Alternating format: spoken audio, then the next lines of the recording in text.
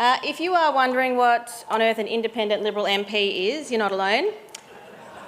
It's a name I had to sort of come up with myself because apparently there isn't a category for me in the law. Apparently I'm the first MP in history who has refused to quit their party after being expelled from their parliamentary team.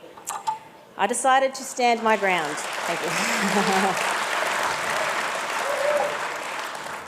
So, I'm not sure how much you all know about this, and there are lots of details that I'm going to have to leave out because I'm engaged in a defamation lawsuit against my leader.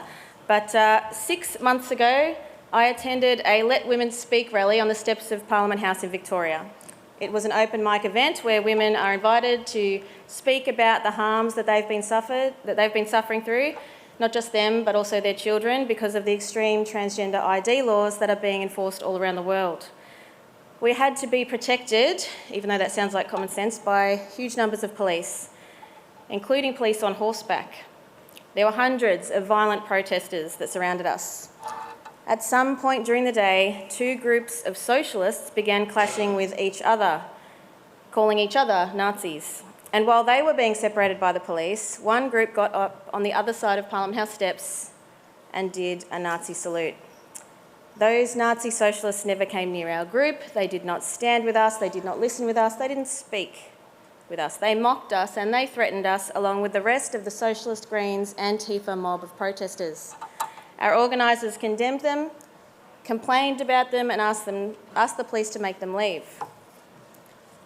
Nevertheless, the next day I was called in for a meeting and informed by my parliamentary leadership team that unless I publicly condemned the organisers of the rally, Kelly J. Keane and Angela Jones, as Nazis and transphobes, they were going to move a motion to expel me from their MP team. And after that they would recommend that I be expelled from the Liberal Party entirely.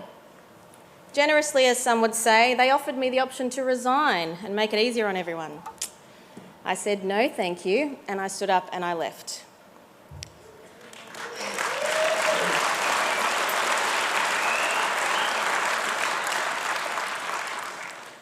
I had decided during that meeting that whatever they were going to do to me and to those other poor women and to the cause of sex-based rights in general, I wasn't going to help them do it.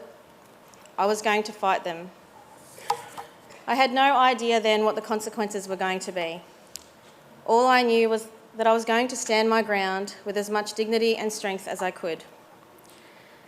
3 hours later, it hit the news. Moira Deeming MP to be expelled over Nazi rally. Then began what I can only describe as a public stoning that is still going on to this day.